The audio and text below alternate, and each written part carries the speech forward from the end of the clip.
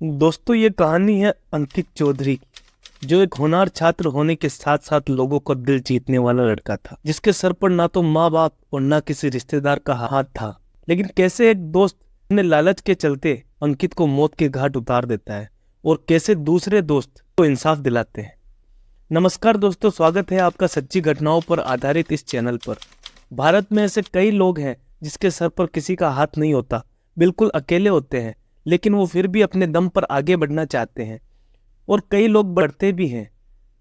अपने व्यवहार से वो कई लोगों का दिल जीत लेते हैं। लेकिन वहीं पर कुछ लोग ऐसे होते हैं जो अपने लालच के चलते एक अच्छे और नेक व्यक्ति को मिटाने का पूरा प्रयास करते हैं, और उसमें भले ही वह सफल हो जाए, लेकिन ऊपर वाला उन्हें उनके किए की सजा यही दे देता है। ऐसा ही कुछ हुआ है बागपत में रहने वाले अंकित चौधरी के साथ, जिसके माता पिता की मौत हो चुकी थी। ना उसका कोई रिश्तेदार और ना माँ बाप थे। उसके दूर के रिश्तेदार भी उससे मुंह फेर लेते हैं। लेकिन अंकित के माँ और पिता की जमीन जायदाद थी। अंकित उस जमीन और अपने घर को बेच देता है। घर को बेचने के बाद उसको तकरीबन 1 करोड़ रुपए मिलते हैं। क्योंकि अंकित का कोई करीबी और परिवार में से कोई बचा नहीं था, इसीलिए अपना घर बेचकर 1 करोड़ रुपए अपने बैंक में डालकर वो गाजियाबाद आ जाता है। अंकित चौधरी पढ़ाई में काफी होशियार होता है, तो वो अपने आगे की पढ़ाई बल्कि पीएचडी डिग्री के कॉलेज में अपना एडमिशन लेता है।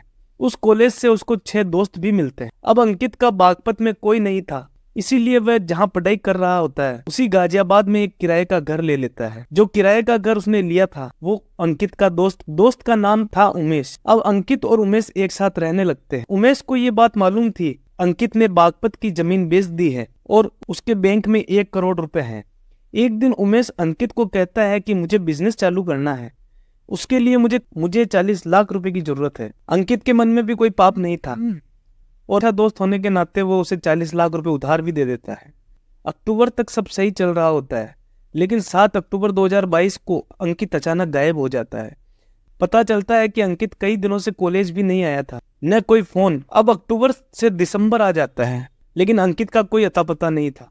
वही अंकित के 6 दोस्त जो कॉलेज में उसके साथ पढ़ाई किया करते थे उसे ढूंढने लगते हैं। एक दिन वह 6 दोस्त आपस में बात कर रहे होते हैं कि अंकित कहाँ है, कई दिनों से दिखा भी नहीं है। लेकिन अब भी अंकित के फोन से सोशल मीडिया पर पोस्ट और दोस्तों को चैटिंग कभी कभी होती थी, इसीलिए उन दोस्तों को ज्यादा शक नहीं हुआ। लेकिन एक दिन सभी दोस्त जब अंकित के घर पहुंचते हैं तो उमेश बताता है कि अंकित यहाँ पिछले 2 महीने से नहीं है, और बताकर भी नहीं गया। अब अंकित के दोस्तों को फिक्र होने लगती है और 6 दोस्त अपने अपने फोन के आखिरी मैसेज जो अंकित ने किए थे वो देखने लगते हैं। जब अंकित के व्हाट्सएप चैट देखते हैं तो एक दोस्त का ध्यान अंकित के स्पेलिंग्स पर जाता है। दोस्त आपस में बात करते हैं। पता चलता है कि अंकित की इंग्लिश इतनी वीक तो नहीं है, और वही सब जो अंकित ने पहले भी भेजे थे उनकी स्पेलिंग बिल्कुल ठीक थी। और तो और अंकित पीएचडी कर रहा है, तो जाहिर सी बात है उसकी इंग्लिश अच्छी ही होनी चाहिए। अब सभी दोस्तों तक ये बात पहुंचती है, तो वो सोचते हैं कि ऐसा भी हो सकता है कि अंकित के फोन से कोई और बात कर रहा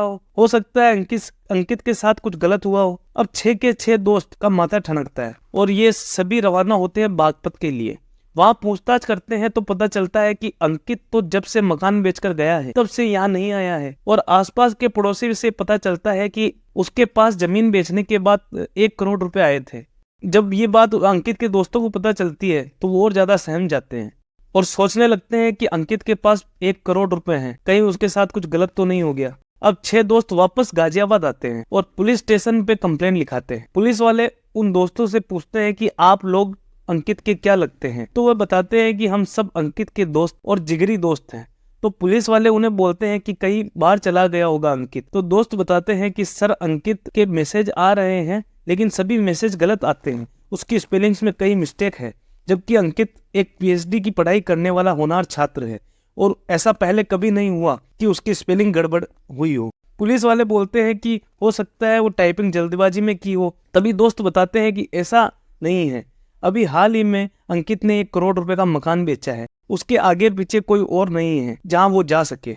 अब पुलिस को लगता है कि कुछ ना कुछ गड़बड़ जरूर है। अब पुलिस वाले छानबीन शुरू करते हैं। शुरुआत अंकित के बैंक से होती है, तो पता चलता है कि अंकित के गायब होने के बाद भी कई जगहों से एटीएम के द्वारा पैसे निकाले गए हैं। देहरादून, गाजियाबाद के आसपास के इलाकों से पैसे निकाले जाते हैं और अंकित का मोबाइल की लोकेशन भी वही एटीएम पर बताती है। जब पुलिस की छानबीन आगे बढ़ती है तो एटीएम के कैमरे चेक किए जाते हैं, लेकिन उसमें से जो शख्स पैसे निकाल रहा था वो अपने चेहरे पर मास्क लगाए हुए होता है। जब एटीएम कैमरे को दोस्तों को दिखाया जाता है तो अंकित के पुलिस अपनी छानबीन के दौरान पहुंचती है अंकित के घर, जहां अंकित किराए से रहता था। जब पुलिस उमेश के घर पहुंचती है तो उमेश पुलिस को भी वही कहानी सुनाता है जो उसने उसके 6 दोस्तों को सुनाई थी। अब यहाँ पुलिस की पैनी नजर जब उमेश से पूछताछ करती है तो पुलिस को लगता है कि उमेश घबराया हुआ है, थोड़ा सा सहमा हुआ है।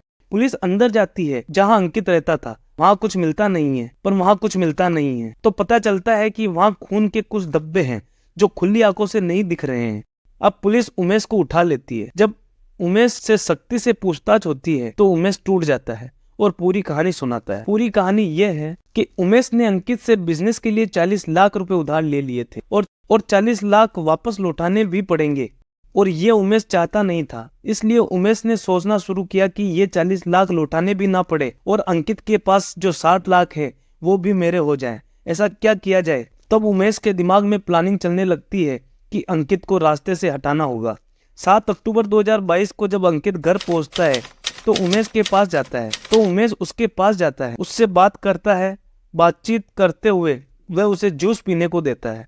उमेश ने उस जूस में नशीली दवाई पहले से ही मिला रखी थी। अब अंकित उस जूस को पीने के बाद बेहोश हो जाता है और उमेश अंकित का आरी से गला काट देता है।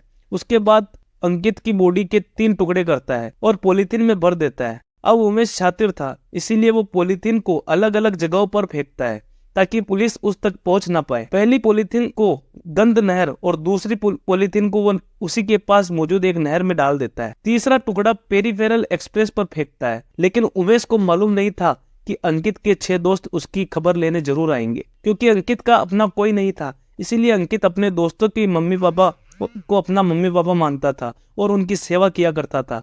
इसीलिए अंकित ने उसके दोस्तों और उसके परिवार वालों के दिल में जगह बना ली थी। इसीलिए उनकी दोस्ती इतनी पक्की थी और उन 6 दोस्तों ने मिलकर उमेश को पकड़वा दिया।